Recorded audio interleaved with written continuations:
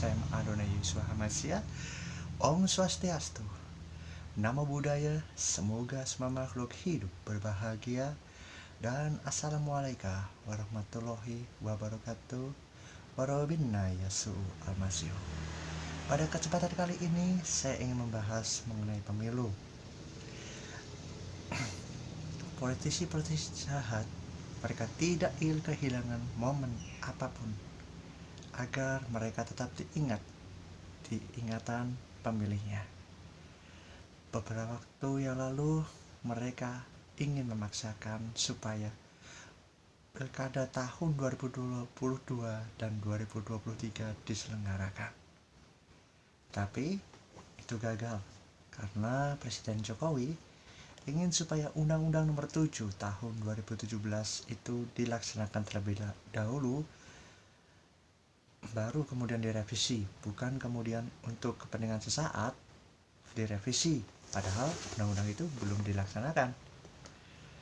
Kemudian usaha para politisi yang jahat itu tidak berhenti sampai di sana. Mereka terus-menerus menyerang dan mereka menuduh bahwa Presiden Jokowi ingin melanggengkan kekuasaannya. Sekali lagi, itu dibantah oleh pemerintah. Kenapa? Kalau Presiden tahu betul bahwa usulan untuk memperpanjang masa jabatan Presiden itu adalah usulan yang menjerumuskan dia. Sebenarnya kalau kita memperhatikan apa yang terjadi pada pemilu tahun 2014 kemudian tahun 2019, maka sebenarnya ada beberapa hal usulan dari politisi jahat itu yang benar. Saya setuju jika Undang-Undang Nomor 7 Tahun 2017 itu direvisi, tetapi bukan pada masa penyelenggaraan pemilu pilkada. Mereka pada hal yang lain. Masih jelas diingatan kita bahwa hampir 900 KPPS serta sekitar 5.175 orang lainnya itu jatuh sakit akibat kelelahan menghitung surat suara pemilu tahun 2019, di mana pemilu legislatif kemudian pemilu presiden jadikan satu. Tidak terbayangkan jikalau misalnya pemilu presiden kemudian pemilu kepala daerah dan pemilu legislatif jadikan satu, maka akan mereka semakin lelah. KPU berpikir atau terpikir untuk mengadakan sirekap, tetapi tetap saja bahwa petugas lapangan yang ada di tempat pemungutan suara mereka harus menghitung secara manual, kemudian mempotret hasil rekapan mereka. Sebenarnya kalau misalnya KPU itu mengetahui fakta bahwa ada 202,6 juta warga negara Nusantara ini yang menggunakan atau mengakses internet, kemudian ada sekitar 170 juta di antara mereka yang aktif dalam bermedia sosial, kemudian ada sekitar 150 juta di antara mereka yang berusia produktif itu aktif dalam menggunakan media sosial mereka menggunakan smartphone. Seharusnya ini adalah sebuah peluang untuk mengurangi atau menekan angka kematian dan kelelahan dari petugas pemungutan suara. Bagaimana caranya? Tentu saja kita harus memulai pemungutan suara secara digital. KPU harus membuka channel di masing-masing media sosial itu. Harus ada memilih melalui WhatsApp, Telegram, Instagram, kemudian Facebook, dan media-media sosial yang lainnya. Jadi, tugas dari panitia pemungutan suara di lapangan itu ada dua. Yang pertama adalah survei akun media sosial masing-masing penduduk yang ada di tempatnya. Kemudian yang kedua itu yang saya bayangkan itu ada semacam rekapan di dalam HP mereka masing-masing bahwa yang belum memilih itu adalah si A, si B, si C, alamatnya ini. Itu jadi mereka tinggal ngoyak-ngoyak atau istilahnya mengejar-ngejar. Kamu belum memberikan suara ya? Tuh. Ya, tentu saja ini hanya bisa dilakukan di daerah-daerah yang sinyalnya bagus. Nah, bagaimana dengan daerah yang sinyalnya kurang bagus? Tentu pemilihan manual baru dilakukan menggunakan kertas suara. Atau bisa juga melalui SMS. Atau kalau misalnya SMS nggak bisa, telepon. Banyaklah cara. Yang jelas bahwa kita harus mengurangi pemilihan secara manual. Masih ingat nggak? Kalau misalnya dari tahun ke tahun kita masih memiliki suatu permasalahan yang sama. Apa itu? Mereka-mereka yang ada di luar negeri, mereka-mereka yang ada di luar batas wilayah daerah mereka, nggak bisa memilih. Kenapa? Karena ada keterbatasan waktu. Entah itu karena sewa ruangan, kemudian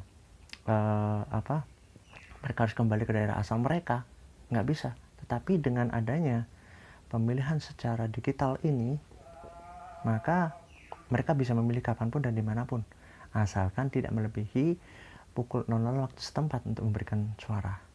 Kemudian bagaimana rekapannya? Rekapannya tinggal ini toh. Kalau misalnya satu orang itu dengan akun media sosialnya, dia menyatakan memilih si A, si B, si C, itu yang dihitung. Jadi ada AI-nya, ada teknologi artificial intelligence gitu loh, yang bisa menganalisa, satu suara diberikan untuk siapa atau untuk mana. Itu. Kalau misalnya peluang ini diambil oleh KPU, tentu pemilu kita akan jadi semakin menarik. Bayangkan kan kalau misalnya TikTok itu biasanya pada lucu-lucu gitu kan. Mereka milih siapa gitu dengan cara yang lucu. Itu akan menjadi semakin menarik. Itu. Kemudian hal lain yang perlu kita pertimbangkan dalam pemilu tahun yang akan datang itu adalah mengenai kampanye presiden. Kampanye presiden itu terlalu brutal menurut saya. Dengan adanya obor rakyat, kemudian ada simpatisan dari calon urut nomor 2 yang selalu menggunakan fitnah, maka harus diatur, bahkan kalau perlu diambil alih oleh KPU. Hanya KPU saja yang boleh promosi atau mengkampanyekan presiden dan calon presiden, kemudian mengkampanyekan program-programnya seperti apa. Itu kalau misalnya dibiarkan masyarakat yang melakukannya brutal ya kayak kemarin, sudah diatur nggak boleh sara, tetap aja sara dipakai, masih aja cara-cara yang fitnah, hoax dipakai. Tapi kalau misalnya yang dilakukan itu oleh KPU, tentu nggak bisa seperti itu. Kemudian bagaimana kalau misalnya masyarakat ingin mempromosikan yang dia suka? Boleh dong, tetapi bukan dalam batas kampanye. Dia hanya boleh diskusi, dan diskusi itu hanya boleh program visi misi yang diusung oleh kandidat yang dia suka, nggak boleh yang lain. Itu ya. Kalau misalnya ketahuan ada yang negatif gitu terhadap pasangan lain, maka calon pasangan yang dia usung itu harus didiskualifikasi. Harus jelas ini namanya.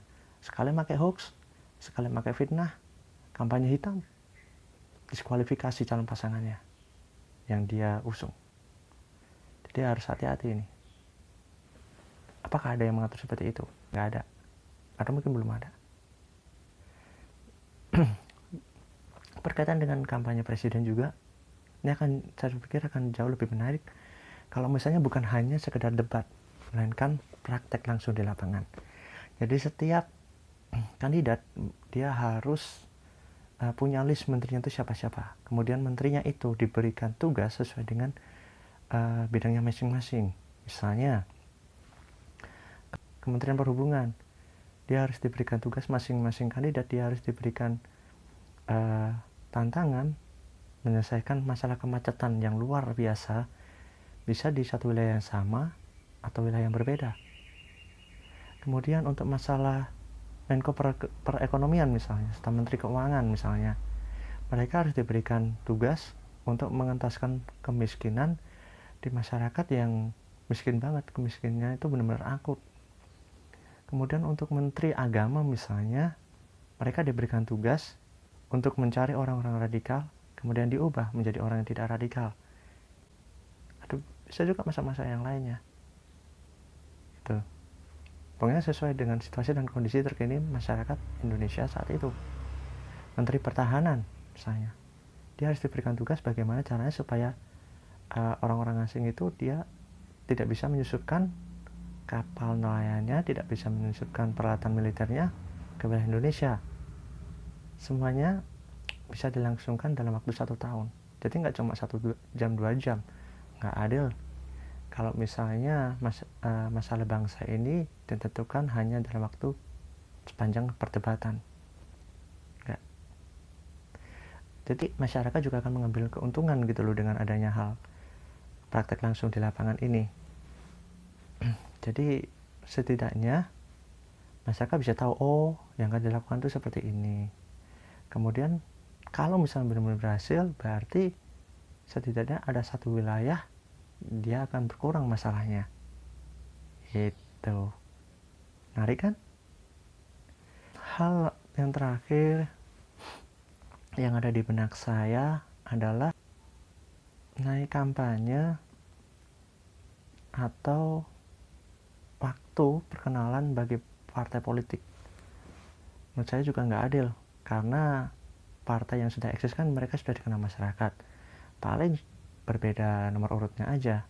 Sementara partai baru belum tentu dikenal masyarakat dalam waktu singkat. Mestinya partai baru juga diberikan waktu atau peluang untuk memperkenalkan dirinya. Jadi harus lebih panjang waktunya.